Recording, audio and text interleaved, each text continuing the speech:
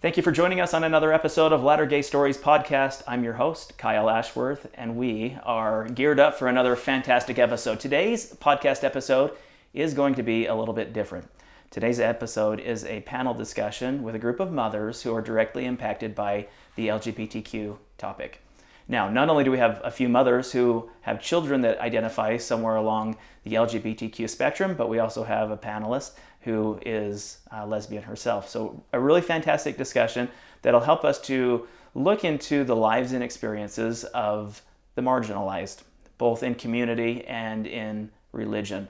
We're going to discuss where we can do better, where we can better shine light into those blind spots.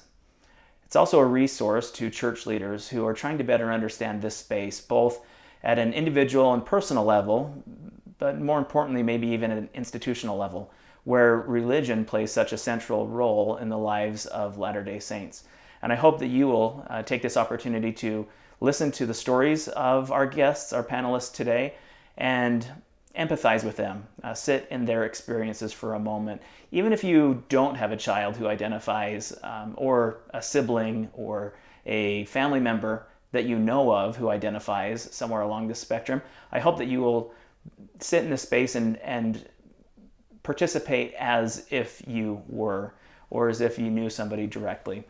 And I'm sure we'll get to the part in the discussion where we discuss and really open up that door to show how many people this topic does impact.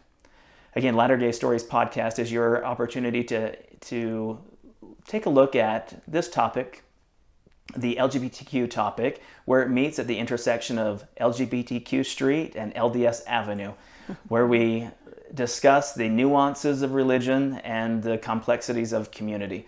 And again, we thank you for giving us a few minutes of your time to better understand this topic. So without further ado, I want to welcome to the panel and to the podcast episode, Danette Tolman, Sherine Smith, Jill Mortensen, and Lisa Fry. Thank you. Thank you for having us. Welcome, ladies. I appreciate you giving us, myself, and the audience an opportunity to better understand your experience, better understand the intersection of sexuality and reality, because this is a topic that impacts each of you personally.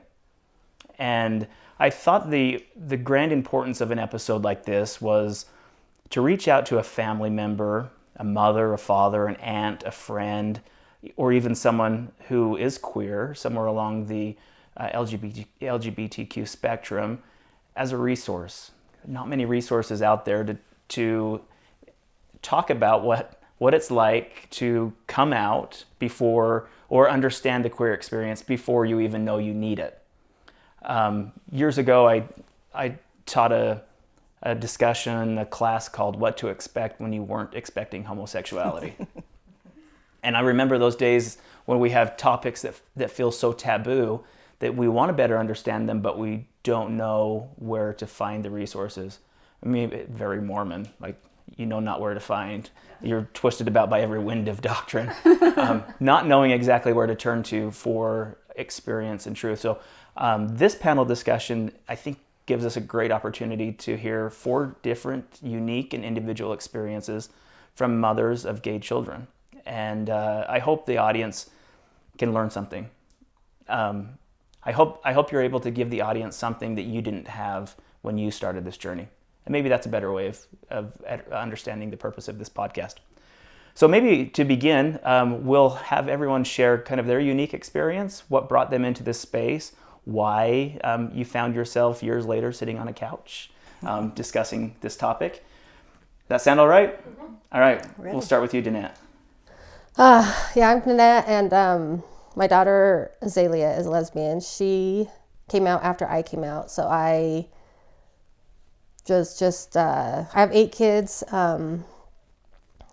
Took me a while to come out, so I guess my daughter and I are experiencing the whole coming out together and knowing what to go through and what to expect. She doesn't have any problems. She's the one who walks around Walmart with the pride flag on and a beanie hat on, and she likes who she is, and she's good. So I think it was my instinct told me that I needed to tell my kids that I was am a lesbian. But first, I was like, Azalea, I'm bisexual. And she's like, yeah, Mom, I am too.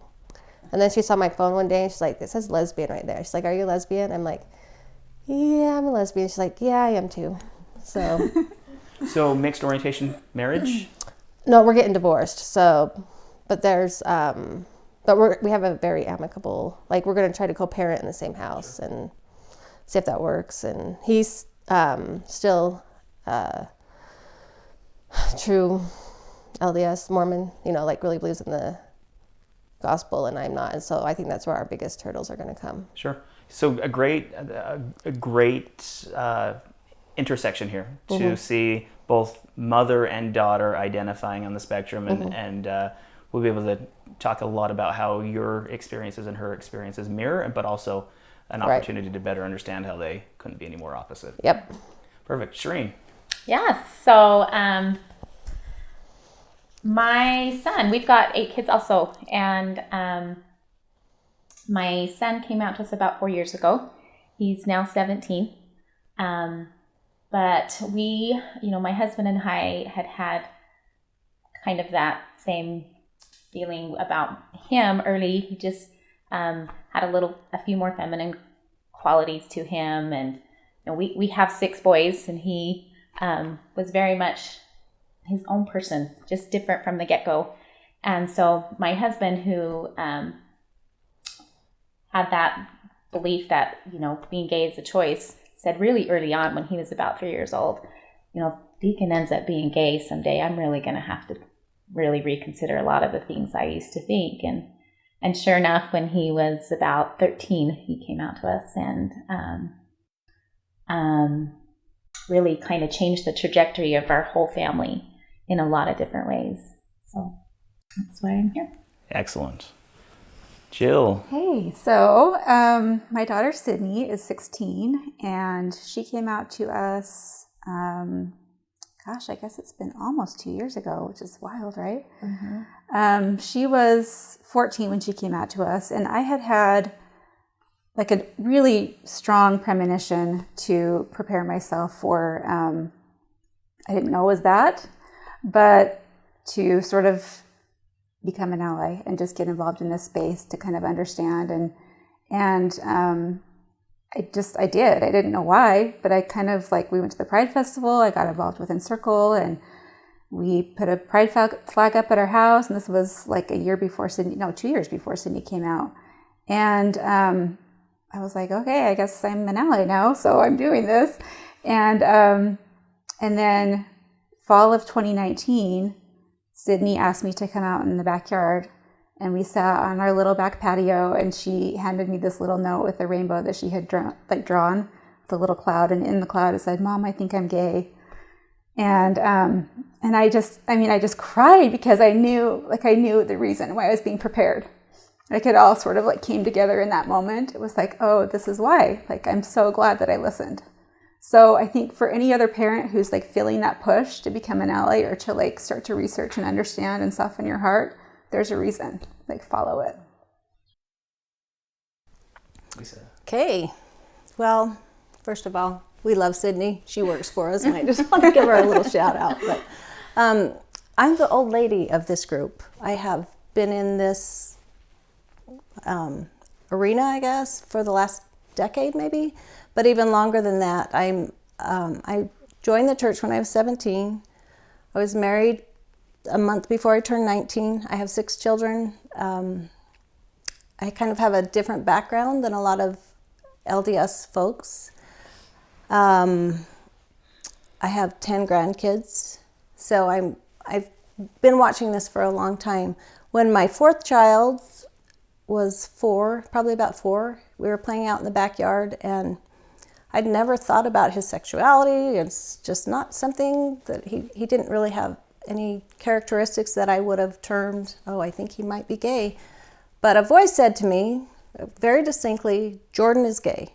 And I looked backwards and I went, where did that come from?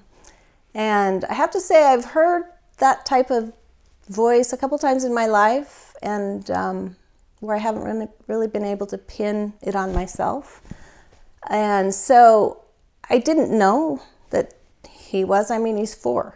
But it was in the back of my head for his entire life, and I didn't say it to anybody. I didn't say anything to my husband, but I just watched. And it gave me the opportunity to study anything I could find, anything I could read, which is good and bad. As you know, there is a lot of things in the LDS doctrine or history that is incredibly painful and hurtful, and it's not really good to be reading as the parent of somebody you may suspect is gay. But there wasn't a lot of other resources that I could find. I've said before that what it took me 19 years to learn, these people learned it in like 19 days because the resources are there. So anyway, I didn't know that Jordan was gay, as in he hadn't said to me. In high school he dated girls, he went on a mission, but I had read enough and studied enough that I had the chance to decide that I know somebody's child is, so it doesn't really matter if he is or not. What do I think? What is my... And Jordan came out to me he was 23, he was away at school, he'd finished his mission, and he had come out to me, knocked on my door one day. Our family had just run the St. George Marathon the day before, so he was down to school with us, and I was in my room alone, and he knocks on the door, and the door opens, and you know that look that your kids give you when you know something's coming, and it's something big, and it's that tremble in their voice, and he's like, "Mom, can I talk to you?" And I said, "Come sit on the bed," and he said, and it was just like, okay, now we're there. Now we can talk about it. And but he didn't want to tell his dad at that time because we had a lot on our plate. We had a business that had just flooded, and his dad had so much on his plate. So for 5 months, he didn't tell anyone until my oldest daughter, who had been really uncomfortable with a lot of the church's teachings on homosexuality and the treatment of LGBTQ individuals, had been really looking into it. And she came to me one day and said, "Mom, is Jordan gay?" And I couldn't lie to her, so I told her yes. And at that point I said, "Now that you know, you need to tell Jordan," because I didn't want there to be a secret behind anything. And she called him, and that gave him the courage to come out to our family. And he sent an email out to his siblings and some of his close cousins. And the reaction from that email was they just brought him in. We finally got to know Jordan, and just the love was incredible, and it was just a beautiful time for our family. We finally got to know all of Jordan. Well, it's kind of a long story, but this is what got me into this space for the last decade. A friend of mine, Daniel Parkinson, who works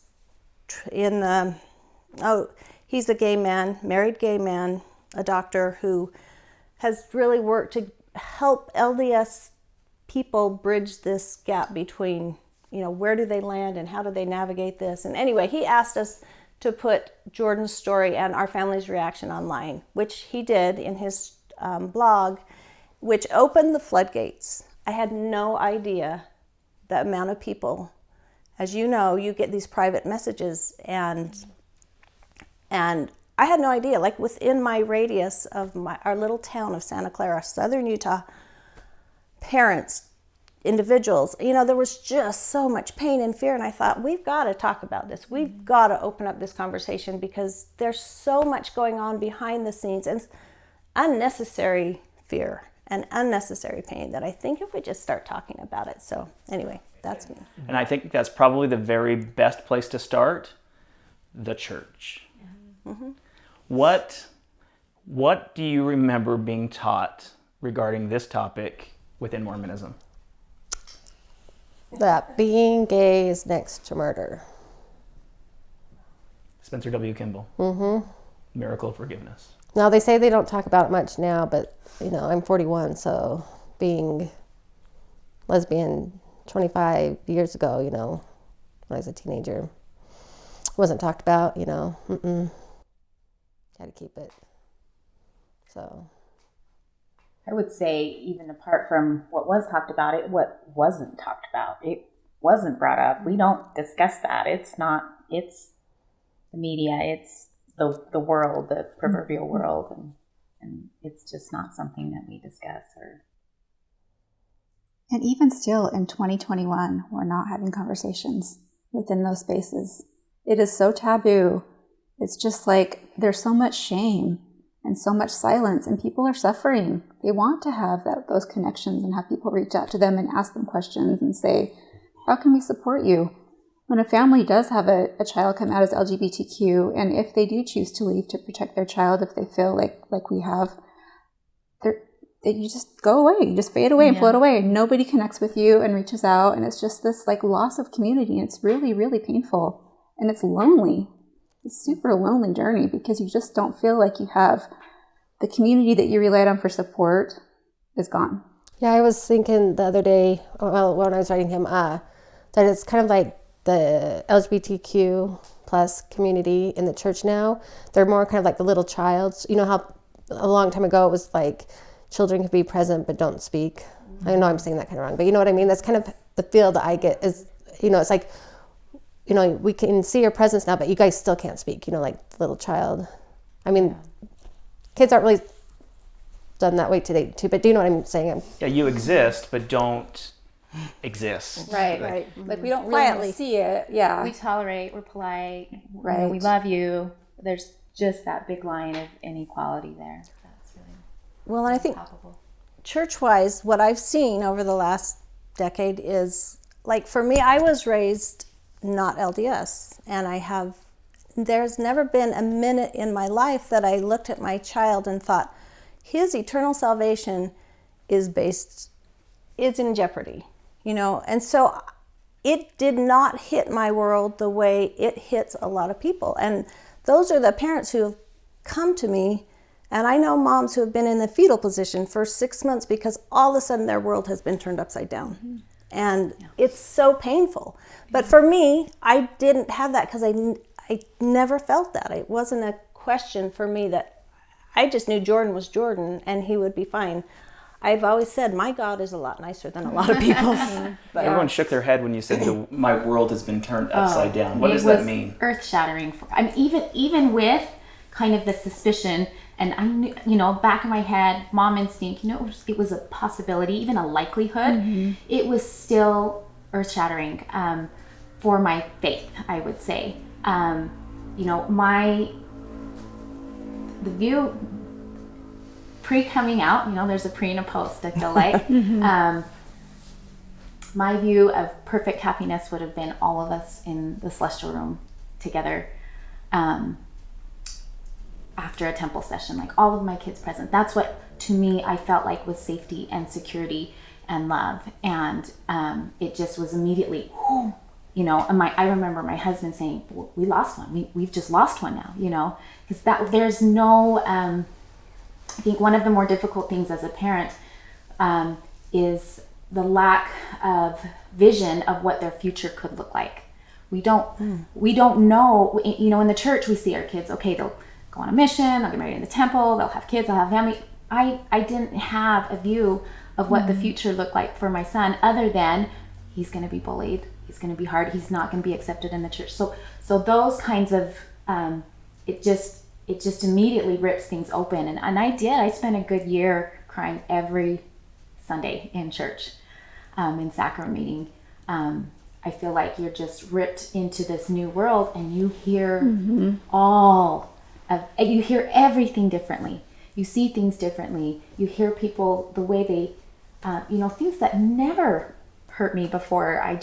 And not just within the gay community, I started to realize how hurtful things were in other areas. I felt like it opened my humanity to think, I've never had a problem with wanting the priesthood as a woman, and so because that wasn't on my table, I just never really addressed it. And after my son came out, I started to look for other ways of other people hurting and say, wow, I'm trying to be a better listener and trying to be a better neighbor and person by just validating and recognizing people's pain in many different areas of the church. So I 1000% agree with the lens shift of like, I mean, I sat in church for a total of 4 weeks after Sydney came out, and it was all I could stand.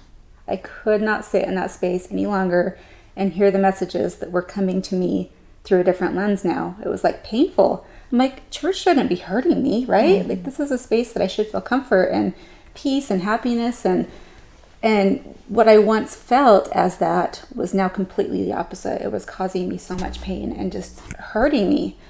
And I just, knowing what it was doing to Sydney, she had expressed to me that, and I've shared this before with you, Kyle, but where she just was, skipping church, and I'd find her in the bathroom, or she'd be hiding in my car. Or she was in a lesson one day, and her little brother was in there. And this was before she came out, and she knew she wasn't straight, but she didn't have the language yet to really articulate what she was feeling. But she knew that what she was hearing was she was panicking. She's like, I know I'm what they're talking about, and my little brother's in this room. Yeah. And I don't want him to learn this about me, she was devastated. So the trauma and the shame and the guilt of that secret that they're holding and knowing that they're not okay in that space is just I just wanted to rip her out of there as soon as I knew. I'm just like, you don't go back. We're not going back. And even though that's my home, that's my community, I no longer feel safe there. To the person who identifies as LGBTQ listening to this podcast episode, who says, I can't come out because I will break that celestial bond in my family. That is the singular reason why I choose to remain closeted. What is your advice to that person? My advice would be come out. No, but Come out. So it's my story. But a little over a year ago, I was in the mental hospital, and it was because I had this. How do I say it? It was is it better for me to kill myself so that my kids can be saved and still be members of the church? Or is it better for me to be myself, Because if I'm myself, I know I'm going to step away from the church, because you guys talk about all the stuff that I was already feeling that. I knew that I was a lesbian, and Sunday school, it was hard.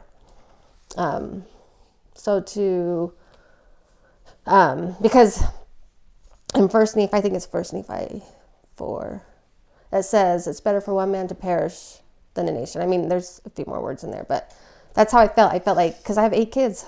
Yeah. I have prosperity. Is it better for me to perish so that they can be saved? I mean, that was what was going through my mind all the time. I had a father reach out with that very similar sentiment who said, it came to the point where I realized my kids would be better served having a gay dad than a dead dad. Mm-hmm. And that was the point that he finally decided to come out. Yep. I can't believe that we're at that space. I know, it's heartbreaking. So a lot of it for me, I was just so naive in how pervasive it is. So, Todd and I, we just felt these teachings are so important. Somehow we have to get him to still hear some of them, right? So it's Deacon, no, of course you don't have to go to Sunday school, but how about, or why don't we just flip through the lessons and see which ones don't talk about the temple? And he just looks at me like, Mom, it always comes back around. And I'm thinking, it does, Mm-hmm. And then in sacrament, although most talks are positive and about Christ, there is an underlying thread of eternal families and temple and being married and all of those things that are just constant reminders to these kids that this is not your place. And more importantly, the narrative that there's something wrong intrinsically with mm-hmm. them, and it just breaks them to mm-hmm. think that there's something that God Himself has somehow rejected him. Mm-hmm. And so to those kids who are saying, I will break, you won't. God is all loving and all knowing, and I feel, gosh, I was just wrong thinking that being in the temple with all of my kids was the only place that I could find security and strength and peace and love. It is in our homes. It is us together, wherever that may be, and supporting each other and accepting each other for who we each are. That's the celestial kingdom. Yes, that absolutely is. I think you bring up a really great point about that feeling of inclusivity. but also how, in society we hear the gay agenda. They're just pushing this on me. They can do whatever they want to do behind closed doors, but don't involve my life. But I think the examples that each of you continue to bring up, or the church and society is so heteronormal, normally created. It's easy in our vernacular to talk about dating and your wife and children and families in the temple and all these things that are just normal Mormon vernacular, not realizing that it is all very heterosexually compounded and created. How do we bust that space up a little bit and make room? Because and maybe I should preface this back. Elder Ballard was interviewed saying that there is a space for everyone in the gospel, that we all have a space, including the LGBTQ person. But I don't know what that space looks like. We don't know where that space is. How do we create that space? And how, as a society, and I want to go bigger than just Mormonism, but how as a community do we create an atmosphere that includes a relationship that isn't husband and wife, but I would say that I can tell you what I do at my home. When my youngest, who's 9 now, but when he was still bringing home the daily read books and it was on the topic of a family, I bring up, some families have 2 dads, some families have 2 moms. And so making it more normal from when our children are much more small and much more accepting and much more protected from what society is eventually going to teach them. So starting really young, breaking some of those cultural strict views on gender and identity. But isn't what you're proposing exactly what the church is saying is the downfall of society? Introducing this into our children when they're young. You're indoctrinating them. You are influencing society for the negative. Just love. Just love. Oh, to just love. Yeah. It seems such a simple and complex statement all at the same time. I was going to say, I don't think that the church can, what am I trying to say?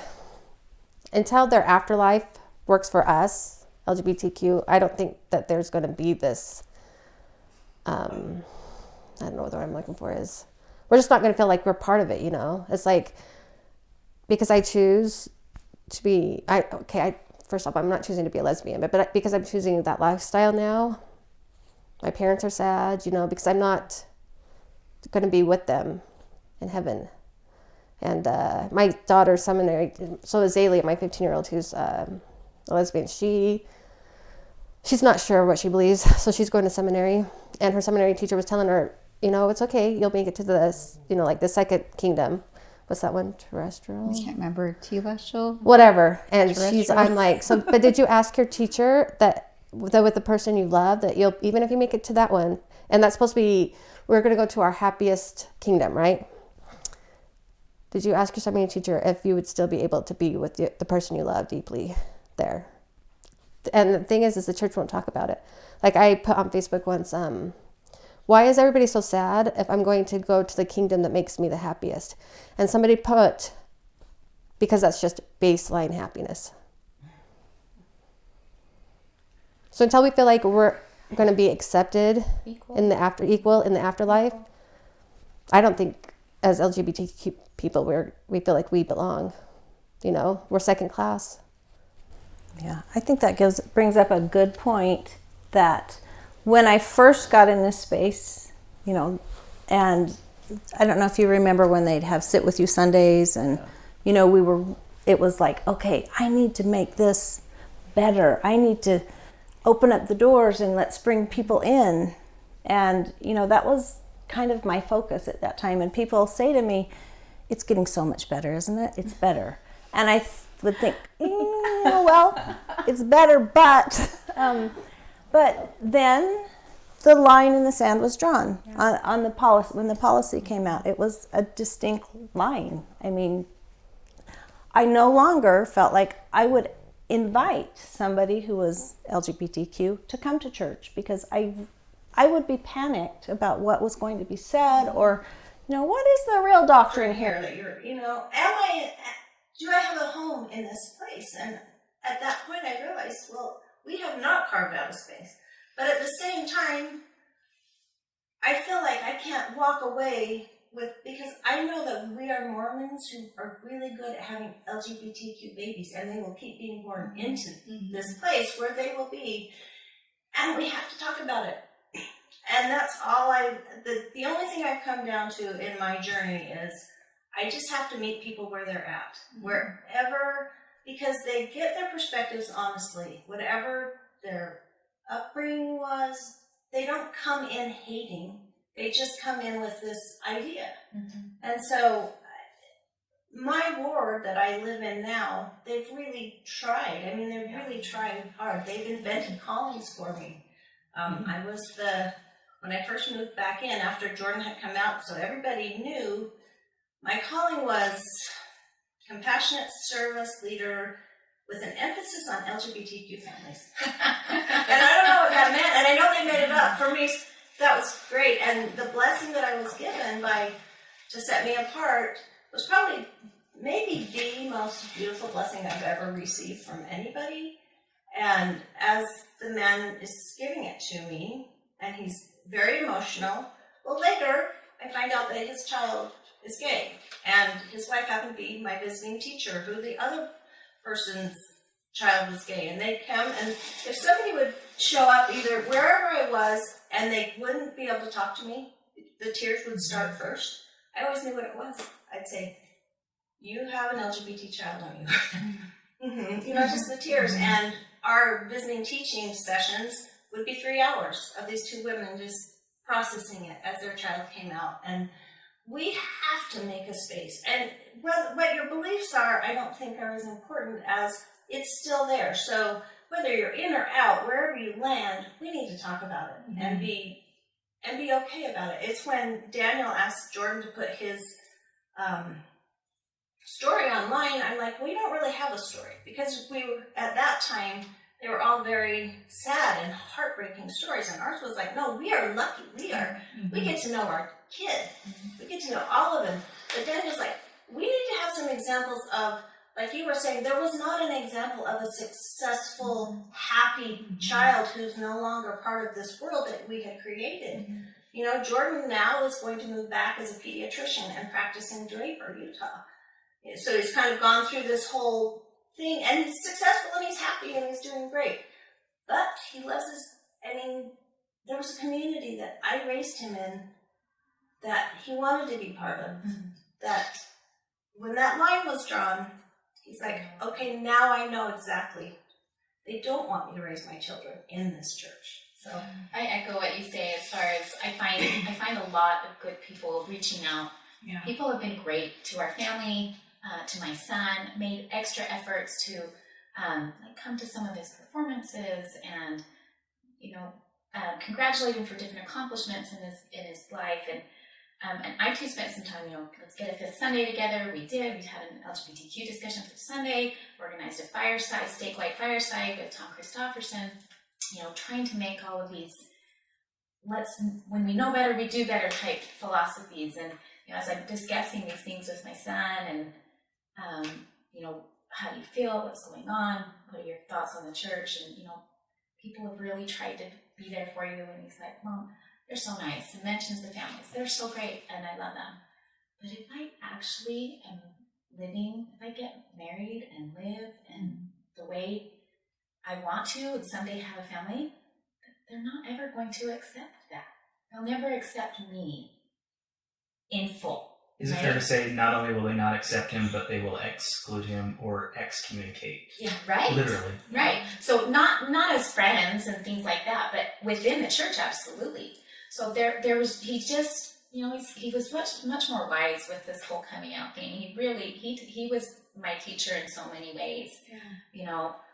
Mom, of course they're great, and I appreciate all that they do, but they won't ever really accept me. Let's have a little discussion, because I think we're setting a scene here that I think maybe the listener could find as interesting. Mm-hmm. Is there a difference between acceptance and understanding at a ward level as opposed to a general membership or institutional church level? And why or how is that dynamic different? 100%. I think in our experience, we've had very loving friends. We have had close friends reach out to us and say, you know, we miss you, we love you, we support Sydney, and which I appreciate. People are trying their best, right? Like it's uncomfortable. We aren't trained as a culture to have really uncomfortable conversations. It's like, it's either black or white, right? Mm-hmm. So when you have this like really messy gray area, like we just don't talk Shelve about it. It's like, put that over there. I'm really uncomfortable talking about it. So they don't have the tools. We're not equipped to have difficult conversations.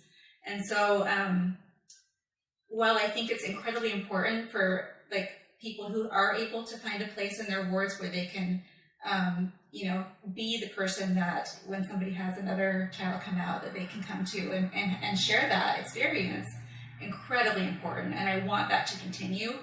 But at some point, there's just no way around the harmful doctrine. Mm-hmm. And our kids see that and they're not staying. And families aren't staying because of that. It's like, there's a line. Like you can love and you can love and you can love. But if they don't see themselves being fully embraced in the doctrine and their eternal families and all of that, they're going to go elsewhere.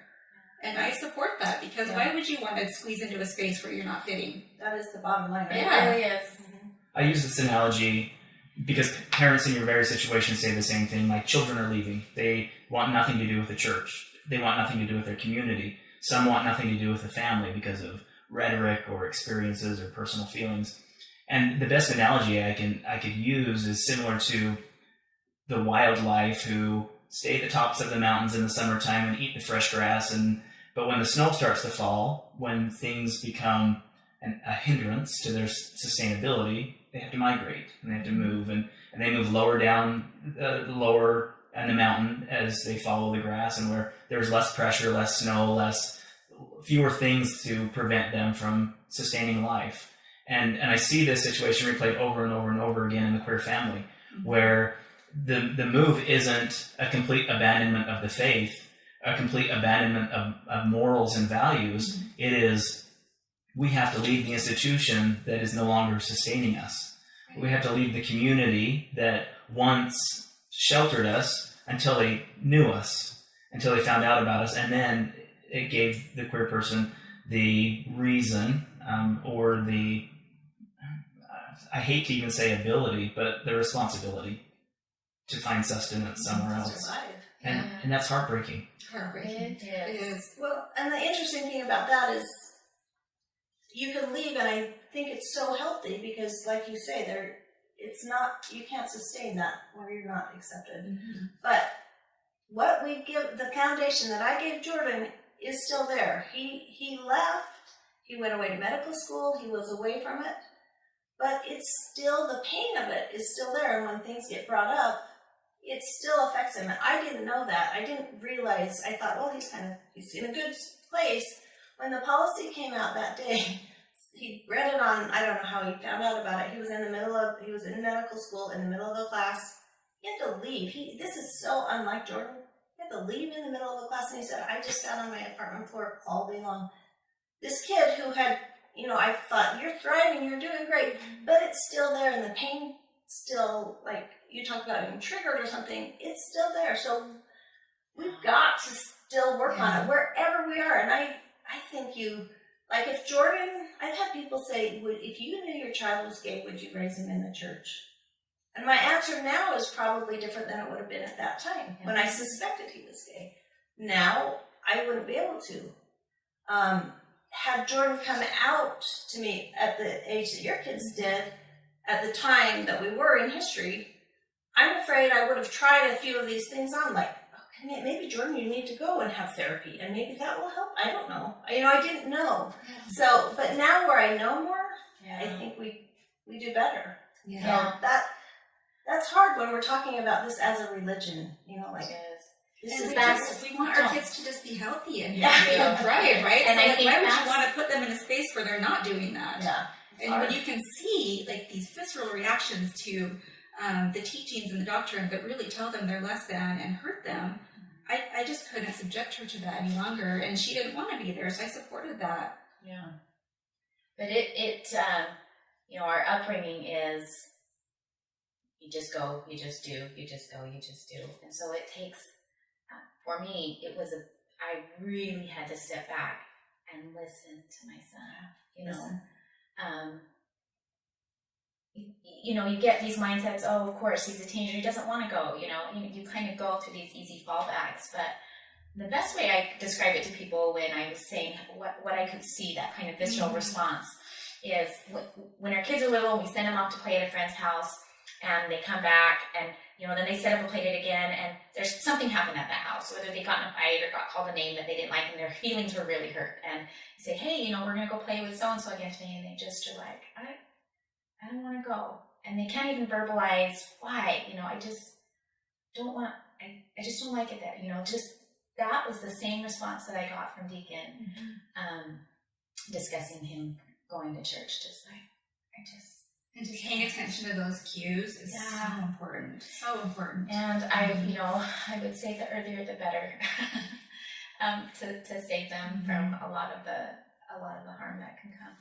Yeah, so we've had a really heavy discussion about the church and how much of an influence the church has.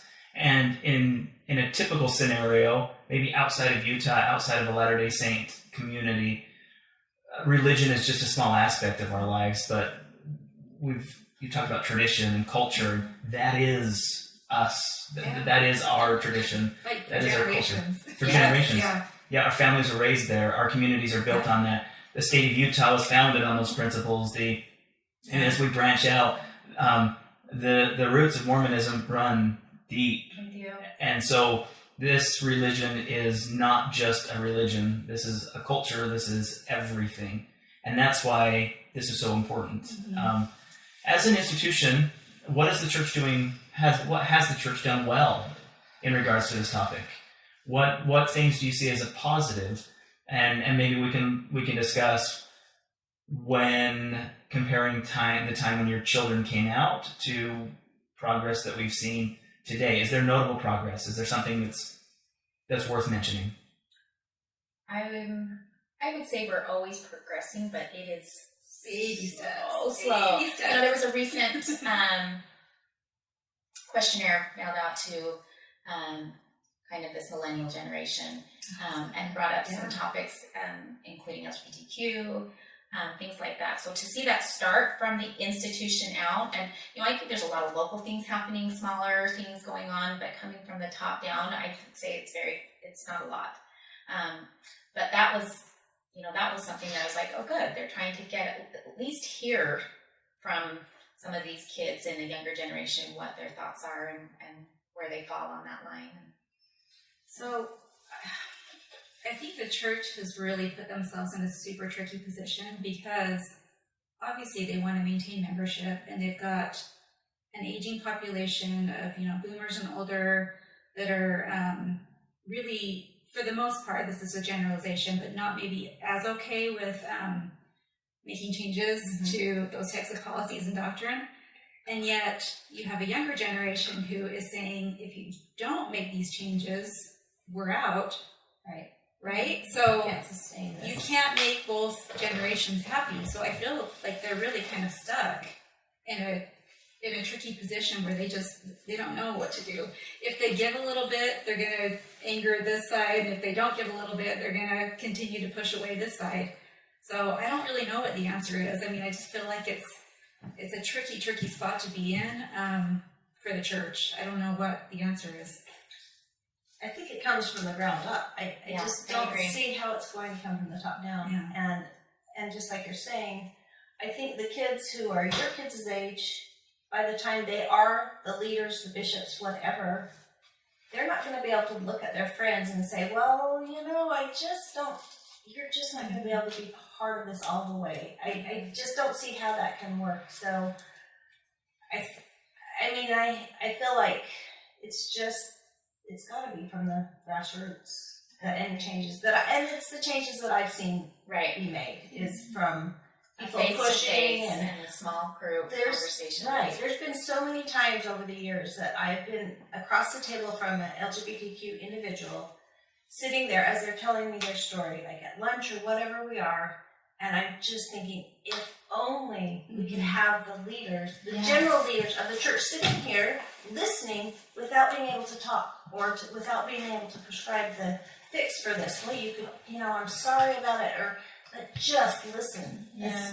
And that's why these kind of podcasts and interviews are so important, because it's out there. The stories are out there. We can all hear the stories now, where it used to be you couldn't find it unless somebody was willing to share their heart with you. But they're there, and I think that's where the change comes, is something like this. We're going to talk about it. It's uncomfortable, especially when we're trying to make it fit within the parameters that, if you're in the church or whatever, when it doesn't fit, it's just not going to fit until there's equality. Can I ask a question? So my experience is definitely different than all of yours, but I haven't had anybody come talk to me, ask me for support or anything. So I'm trying to decide if it's because I'm no longer part of the church. I mean, I know a lot of you guys aren't, but is it because I am also a lesbian that they just don't feel comfortable talking to me about why my kid? It's fear, it's lack of, like I said, not having the tools. Because I didn't go through the, how you guys said that you had that whole sorrow or sadness when your child came out. I didn't have that, it was like just, like I never felt that. And to Azalea, it was just like, I'm a lesbian too. And we just talked about it. And there's so much. I think something our culture does really extremely well is we minister to the visible needs of our people. Someone has a baby, someone's in the hospital, someone has an accident. I mean, we rally, we bring casseroles, we mow the lawn, we take care of their kids, and then we're like silent and absent when a marriage breaks up, when someone has a child come out as LGBTQ, when there's mental illness, when there's silent pain, when they come home from their mission early, when there's these uncomfortable sort of taboo things that we don't know how to navigate, we just don't. And then that feels incredibly isolating and lonely for the families that are on the receiving end of that. And it's not anyone's fault. It's just we need to do better, right? We just need to have these hard conversations and reach out and say, how can I support you? I know this, I don't know a lot about this topic, but how can I support you? We actually had a neighbor do that, and it was like, that's awesome. It wasn't just the nice words, hey, we love you and we love Deacon. It was, I don't know a lot about this arena. Do you guys have some resources where I could go learn more? Just something as simple as that.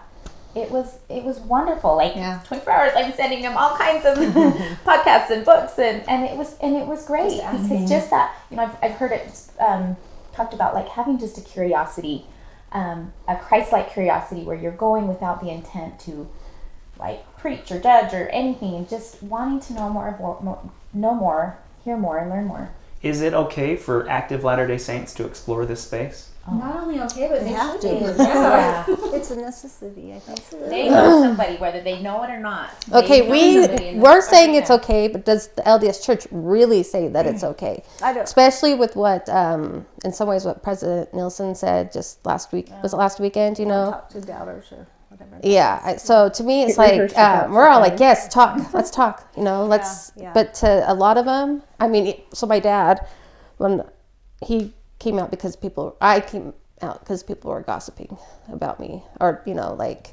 whatever. His first words to me were, I did not raise you that way, and you were not gay.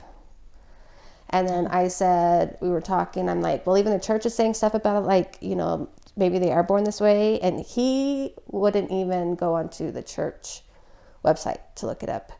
And then I told him about the out of all the times that I fasted and prayed, am I gay? Is this really what's going on? And I can't tell you, that was one of the strongest times I've ever felt yes, it's okay, and I'm okay with you. And I told my dad that, and he's like, that was Satan. And I've been going through therapy for a year now, and he's even really frustrated that I'm going through therapy. He feels like therapy's the thing that's, and he's a boomer, so it's different, But at the same time... Yeah, their generation is not great with vulnerability. So it's been... So there's mine, and then my daughter's just just totally different, she feels comfortable with who she is and hasn't internalized a lot of these things that you did 40 years. Right. Yeah, That's so hard. I don't think we've given a lot of space to the Latter-day Saints to let them explore this topic, because one, it's nuance, and how many of us enjoy that nuanced space? It's uncomfortable. It is. And we talked about the culture of this topic alone being taboo, but there also have been some white flags. Elder Christofferson, on the record, said it's okay for a Latter-day Saint member to support gay marriage and still get a temple recommend. In 2017, M. Russell Ballard, President Ballard at BYU, said, as a church, we're not doing a good job at listening to and understanding the experiences and stories of the LGBTQ community. Permission was given to the Latter-day Saints to better understand this space. So how do we better understand this space? Visibility is one. Being out there, now, Shireen and Lisa are both still active members of the church, so there's still a presence there in the church. Danette and Jill are more nuanced, so we have some insiders and outsiders. What other resources are available out there for Latter-day Saints to better understand this experience? Oh my goodness, there's hundreds of podcasts, hundreds of books. Honestly, you don't have to look far. If you really want to learn, you can learn. I mean, Richard Ostler is a great resource. I mean, I just barely shared my story with Allison from Lift and Love, and that's a very safe LDS, LGBTQ Crossroads Instagram. So I feel like there are some really seemingly safe resources for believers who want to explore that arena without feeling like they're, doing anything wrong or whatever. But I feel like listening to the stories of LGBTQ people and LGBTQ families is the way. That is how you understand. I agree. Well, I think one thing that Danette brought up is okay, we've kind of lived this differently through our children, but here she is saying, well, but nobody's reaching out to me.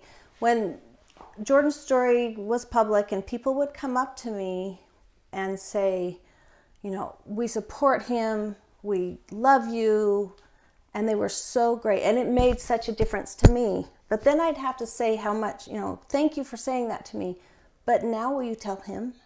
Yeah. And now will you tell the person and in the last few years it's been interesting. I've had people approach me, and quite a few of them, who say, I don't know why, but I just feel very compelled to learn more about this, and I don't know why. And it was interesting when you said that before Sid came out, and the only thing I can say to them is, I think you need to let people around you know that you're interested.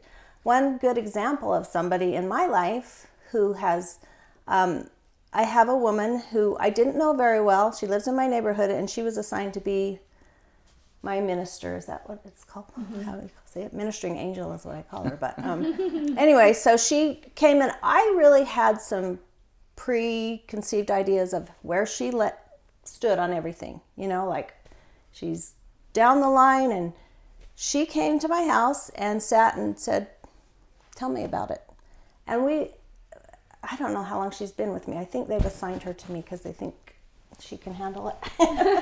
But that's our conversation every month, and we'll have hours of conversation. And she's curious, she wants to know, she wants to hear, and it's not easy. I don't sugarcoat it. This is hard, and this is where we're at.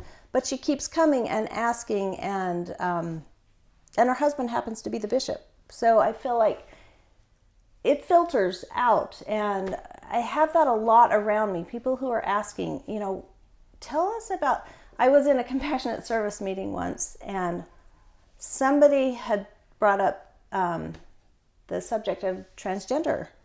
And I always feel a little uncomfortable speaking as if I know a lot, because I'm not the individual, but I feel like I can sometimes be that little bit of a bridge between and answer some questions that may be harmful to be asked to the individual themselves. And that's what our meeting was about. It's just, let's talk about the transgender community. What does it mean? Is it real? Is it, I think we just need to talk about it. And the people are curious now. I think they are searching for answers, and I think they have to follow their hearts. Like, that's what's telling them something's up. They're listening to their hearts, and you can't ignore it. So you got to go with those promptings. Those are promptings. Oh my gosh, follow the promptings. Yeah, if you're feeling if you're feeling a push or a draw towards understanding and learning more about the LGBTQ community, there's a reason.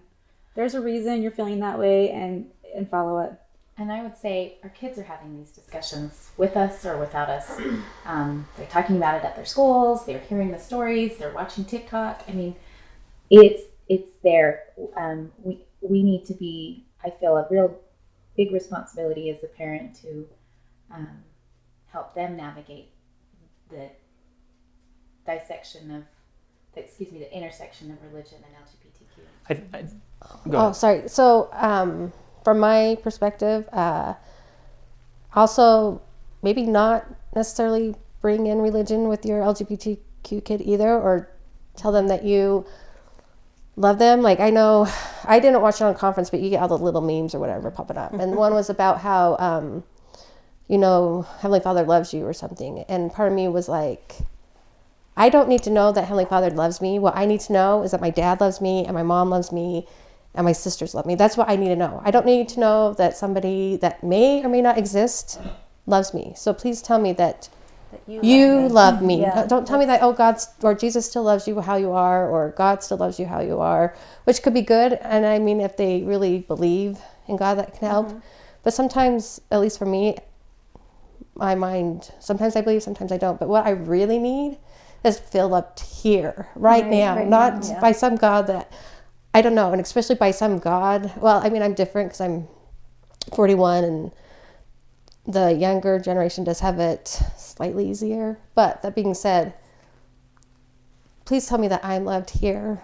That's all, just that's what's going to make me feel like I'm special, that I'm worth it, not some person that I haven't felt, End of story right there. I know, the end. Yeah. And bridging on what she's saying, there's a great lesson here, and you each have articulated it, that when you meet people who are interested in this intersection, how much easier is it for you to befriend them and draw close to them when they say, tell me about Sydney, tell me about Jordan, tell me about your experience.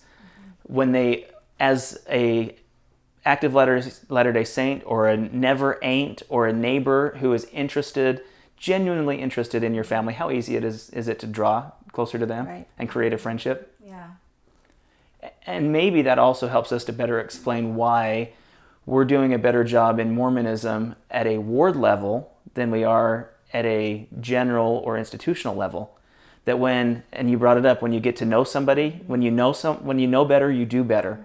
And is it that, and maybe we can speak just a minute on this, is there something that we need to discuss about visibility and knowing that when I know someone who is gay or lesbian or transgender or bisexual or any of those descriptors in the spectrum, my feeling changes a little bit. My eyes open up a little bit more, because maybe at the end of the day, when we hear the rhetoric, the unclean, unchaste, akin to a murderer, a deceptor, a contagion, all the descriptors that were used to describe gay people in the church, when we know them on a personal level and we say, they're none of those things. Right. Yeah. Does that make a difference? 100%. It absolutely does. Yeah. I mean, I've had some of Deacon's old Sunday school teachers, one, she's just this wonderful lady, probably your dad's generation, and she just said to me, Shireen, we've always loved Deacon. I don't think it's a choice. I don't either. Because she just had that, she was his teacher for like 2 years, was able to interact with him a lot, and grew to love him. He loved her. It was just this mutual respect and love for just neighbors and friends. And when you have that, those other words, those other descriptors don't fit. Right. And I think it's also super important to just normalize, let's just normalize the experience of being LGBTQ. It's nothing. Yes. The thing that Sydney said to me after she came out, and this was it just crushes me to even think that she would consider I would treat her any different. But please don't treat me any different. Please don't treat me any different. I'm still the same person. And I think for those of us who have had to step away from the church, I feel the same way. Please don't treat me any different. I'm still the same person. I'm still your neighbor. I still love you. And I hope you still love me. Like, we're not any different. We've just had to make really hard choices to protect our kid. And it's not easy. And I feel like the more connection and to just share and normalize those experiences and see ourselves and one another, we're all the same. We all have different challenges. And I just think if we can meet each other on just a real deep level, a human level, and connect and not base our experiences on external sort of labels and things, just know that our hearts connect and that we're all in this together, and it just builds empathy and it builds compassion when we hear each other's stories, that we can see ourselves in their stories. Jill, how has that worked for you? How have you had people been able to do that for you as you've stepped away? I have had some amazing women. I was serving in the Stake Relief Society when all of this went down, which was interesting. And it was during the 2019 Women's Conference when President Oak spoke. Oh my gosh. Do you guys remember Oh, that? I walked out crying, yes. I walked out, and I was like, we were putting on the event. We were the Stake Relief Society putting on this event, and I'm sitting there like, oh my gosh, we're talking about following the teachings of lesbian and transgender people. I'm like, there's no secret manual that tells you how to be that. Like, I'm just like, this is really irresponsible rhetoric. Like, this is not okay. It's Hurtful, and it's just, I don't know. So I had to walk out. Sorry to interrupt, but what was amazing to me was like, I was crying, had to leave, and no one else understood why. Yeah. Like it didn't even click for them why that was so hurtful, you know? It's the lens. Like, it's the lens, right? Oh my gosh, yeah. We're on fire here, and everyone's just like, okay. Yeah. This is so great. Isn't this so great? It's like, no, this is horrifying. I know. So I was texting my presidency from the foyer. I'm like, I'm just going to have to leave. I'm so sorry. And then that was just, like, that was 4 weeks after Sydney came out, and that was the confirmation. I'm like, we just can't do this. Like, this is not safe. I just want to add, because I spoke at an event prior to the great Corona experience when we could actually meet together. And I had a bishop who was in that event come up with his wife, and he said, my son came out, how long does a family like us last in the church? A bishop. Wow. Yeah. Super tough. That is really hard. Because they can sense it, right? Yeah. Yeah. And I've got 6 kids still at home, and I've got the whole spectrum now. You know, I've got my 11-year-old who's just like, Mom, I just love Sunday school. She has deacon same teacher. He had deacon same teacher. I just love Sunday school. I love to pass the sacrament, you know. And so it fits for him. It gives him a sense of belonging, and it gives him a sense of purpose. All the way to my son, who is, I don't know if there's a God, you know, and trying to balance that in a home. So hard. Trying to balance my own view of faith and religion. It is hard. It's hard. Let's give some advice as we wrap up the last part of the podcast. Let's first start with the closeted or open member of the LGBTQ community who's listening to your stories and your experiences as they listen to this podcast episode. What advice do you have for them? One who's closeted and one who is out. Whatever story you're making up in your head of how horrible it's going to be, it's not going to be. You are your own worst mental enemy. I promise you will be received with love, and people will embrace who you are, all of who you are.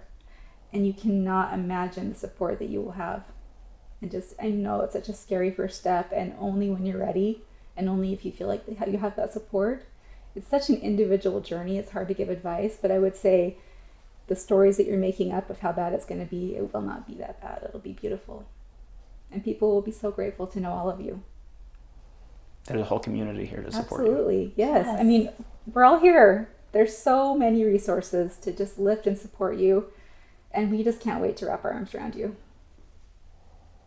to the person who is out and in or out of Mormonism, it doesn't matter, who are venturing the lone and dreary world at times, it seems?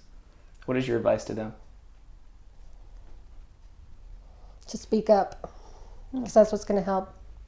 I know that for me, that helps when I know I'm not alone, that there's people like me, you know, who struggle with things I struggle with. I mean, that helps a lot to feel not alone. So speak up and just speak up. And it helps, I think, also, like, where we have more, like technology, we can see that being gay, lesbian, or whatever, and is okay. And not only that, but gay people can have families together. I think that's one of the things that held me back so long, was that, oh, I'm a lesbian, I can't have kids. Now with everything that's going on, you can, it's okay. Like, I can I still can, I could, what I'm saying, sorry, is that it would have been okay for me to, come out. And I'm a lesbian. I can have kids with her. We can raise them together. It's not going to be any different than a mom or dad. And so part of me is kind of jealous of the younger generation a little bit, Like, I wish I would have known what I know now. I wish I would have known 20 years ago. So we are coming a long way. Well, and having an individual like Danette speak up teaches us, and trusting. And I know it's scary and it can be dangerous, and you have to decide when you're in a place that you can. But I have to tell you how grateful I am for Danette, who will come and talk to us and, show us what it's like. This is hard, because I can make my own story up too and think everything's easy and good, because I can step in and I can step out. Mm-hmm. Danette doesn't have that choice. So we're grateful for anyone who does. And it's not okay. Everybody can't do it. I understand that. So I am, those closeted ones who still feel they need to be closeted, maybe reach out to somebody who will protect your story and will listen to you. I've heard a lot of stories that would never go any further.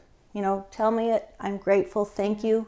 It won't go further. So maybe reach out to. And just to know that you're not alone, right? Like, there's so many beautiful ways that you can find community online, whatever ways you can find community. I would say connect with people who have similar stories and similar journeys, because that has helped me so much in sharing with other mothers of LGBTQ children, and especially with the intersection with the church. Like, knowing I'm not alone when I was feeling so alone is such a gift. And so to those who are out and maybe feeling like they're still trying to find their place, like, reach out. There's beautiful, vibrant communities that are thriving, and make those connections, so that you can hear stories and share your stories and just build those bonds. And echoing what you said, often we stay closeted. I did, because I feared all of these things would happen. Mm-hmm. I would lose my relationship, lose my family, happiness, spiritual experiences, all the things that were promised that would befall the person who steps on this side of the aisle. They didn't come true. Yeah, and you can be happy. Your worst fears. All the things that I created as barriers and roadblocks to prevent me from authenticity and honesty, as you talked about, Danette, didn't happen. And part of that's the church, You can't tell you how many times in Sunday school people would raise their hand and be like, what's the word I'm looking for? They were like, happiness is really being in the church. If you're outside of the church, there's no happiness, And so it's a myth, and we're taught that, you can only be happy in the church. Sometimes religion thrives best when they create a boogeyman. Mm-hmm. When there is an alternate that's evil and awful, and that's what helps keep us in line. And they're the solution for that. They're the solution, very interesting. On that same line, and to better fulfill Elder Ballard's call to better understand and do a better job at this space, what is your advice to church leaders, local church leaders, the Relief Society president who's listening to this podcast, the auxiliary leader who is listening, the young women's group leader, president, who listens to the stories of four mothers and says, how can I do better? What is your advice to a church leader? I would say always assume that someone you are talking to is gay or has a gay loved one, because you most often won't be wrong. And so, you know, when my son came out, it was several months before he was open to everybody. He had just come out to our family. And so now my daughter was listening through these new, seeing through new lenses, hearing through new ears. And she heard leaders say things like, oh, don't read that book. It has a lot of gay stuff in it, you know. And so now she's getting, what's going on, you know? So in every lesson, in every interaction, be with love, be inclusive, try and keep in your mind that someone out there is likely gay or loves someone who is likely gay. And let's talk just baseline statistics for a second. A new study was just released saying that 13% of BYU students at BYU identify somewhere along the LGBTQ spectrum. 13%. National statistics say our Gen Z children are identifying 15.6% LGBTQ. So let's just take a base standard of 10%, and when you apply that to a ward of 400, how many people in that ward identify somewhere along the spectrum? 40. 40 people. Siblings And they then have, family members. spiderweb growth, That's why I just say it is exponential. Always assume that there's someone listening who either is or has a family member. And the interesting thing is, I can recall, because it was on my mind, even though before I was talking about it, I can recall things that my friends had said on this, you know, like ideas of why someone's gay or whatever, that 30 years ago. I can still I can tell them the things that they had said, that because I was listening, and you know, they would never remember it. But so if I can, as just sort of a mother who's thinking maybe, I can imagine that most LGBTQ people can pinpoint all those times that you heard those things that you wondered. And you quickly, those kids are quickly saying, that's not a safe person for me, that's not a safe person for me, that's not a safe person for me. Which leads to isolation, the closet, shame. And now we understand how we get to that point. Right. Yeah. And even greater, the reasons why we need to bust out of that. Yeah. The reason why we need to have open discussions like this. Advice to parents who listen to this podcast episode. I mean, we've given great advice. I have talked for myself. For me, it's the greatest blessing in my life to know this community. I am so grateful that I have a child who happens to be gay. Not just because he's gay, but just because it's just opened up my eyes and my heart and this journey and the people I've met. I don't know what my life would have been. I want to pretend in my head, I would have been one of those people who are, but I don't know. Yeah. But because it changes when you're a child. But so many parents are like, I'm so happy I'm here. Yeah. But you could have asked them before they knew their child was like, no, I don't want to go there. But I'm grateful for it. I think the thing that you fear the most could end up being your very greatest blessing in life. And that's been the case for me. It has cracked my heart wide open in the most beautiful way. I just feel so much more empathy, more compassion, more, I see people for who they are versus the unfair judgments that I think a lot of times it was easier for me to do, not understanding their stories. So in the most ironic way, stepping away from the church has made me more Christ-like than I was within the church. Some of the healthiest people in this space that I've come to know were able to separate the gospel of Jesus Christ from Mormonism. Yeah, and I 100% still embrace the gospel in my life. I think a misnomer with families who do step away is that you've like thrown it all away, right? It's like, no, I've thrown away the part that was harming my child. I've taken the good with me. I still have the Spirit. I still have a testimony of like my Savior and his lifestyle and the way that he ministered to those on the margins. If anything, it's increased that. Like that is the part that I've like taken and run with, and I've left the stuff that was harmful behind.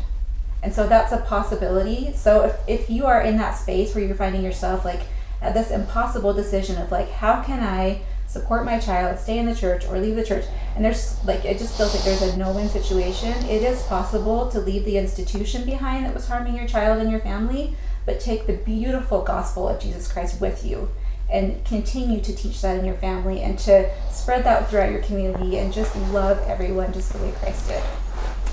We call it the radical empathy. Yes. It's just how, we are forced to choose love over and over. But my advice would be twofold. I would say find others. Find other parents. There is healing in speaking with each other. Lisa and I have the opportunity to host Lunch with Lisa Parents and Allies group every Tuesday, and it is so healing to be with other parents who have gone through this. And the second thing I would say is be gentle with yourself. You probably will do things wrong and say things that you regret. And I really believe in that mantra of when we know better, we do better. So keep learning, keep listening, keep changing, and put your kids first. You talk about it as being such a radical idea. Should it really be so radical? Yeah, right. Is it radical to love? Is it radical to treat people for who and what they are? Is it radical to be kind? In a way, it's sort of freeing to be free of like the shoulds and woulds and codes, and just love. What didn't we talk about that we should have covered? That was a lot of ground we covered. One last thing that I would like to say is that be careful what you do in the name of religion. Like, hesitate maybe before you post that meme that you think is kind of funny, that belittles a transgender person or something, or saying it in the name of religion. I'm doing this because of my values. Be really careful about what you're saying, because you think about it. It's not love. And anyway, I just kind of had to throw that out there because I've seen that a little bit, and especially in Christian religions, what we do in the name of Christ. Remember that there is a person behind that. Labels are easy, but there's always a real individual behind it. Which again is why maybe the global part of the church doesn't grasp this topic as well, but the local side can, because they know the deacons, they know the person, Sydney's, they know they know those people, and they just can't say they're all those things that we were taught they were. Good advice. Thank you. Thank you. Thank each of you for your experiences and your stories and your ability to trailblaze and create paths that didn't exist.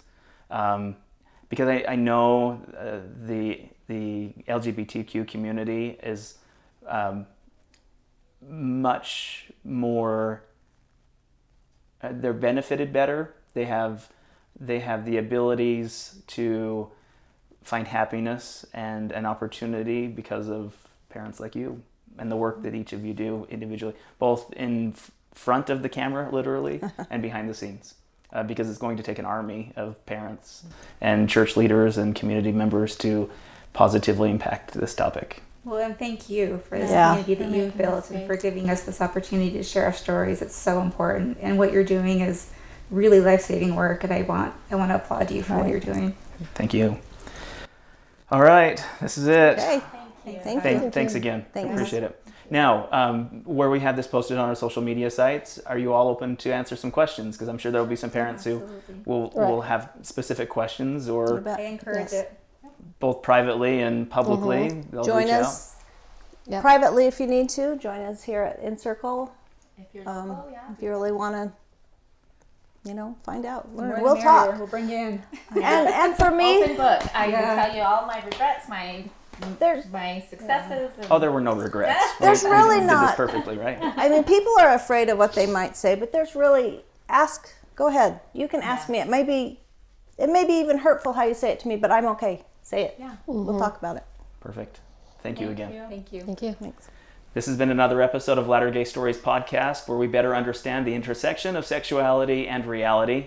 Again, we thank you for giving us a little bit of your time to better understand the experiences of these mothers who are making a positive impact into the LGBTQ community. If you want to help us share episodes just like this, we invite you to share this episode. If you are watching on our video version through Facebook or YouTube, we invite you to subscribe to the channel, and also even a simple like or share of this podcast episode will help other people better understand this space. If you also want to financially donate and support the Latter Gay Stories podcast by building bigger and stronger bridges between the LDS and LGBTQ community, we invite you to make a financial donation. We are Venmo friendly at Latter-Gay Stories. Or if you want to make a monthly donation, you can do that by logging on to our website at lattergaystories.org and clicking on the Donate tab. Once again, it's podcast episodes just like this that help us to continue writing your Latter-Gay story.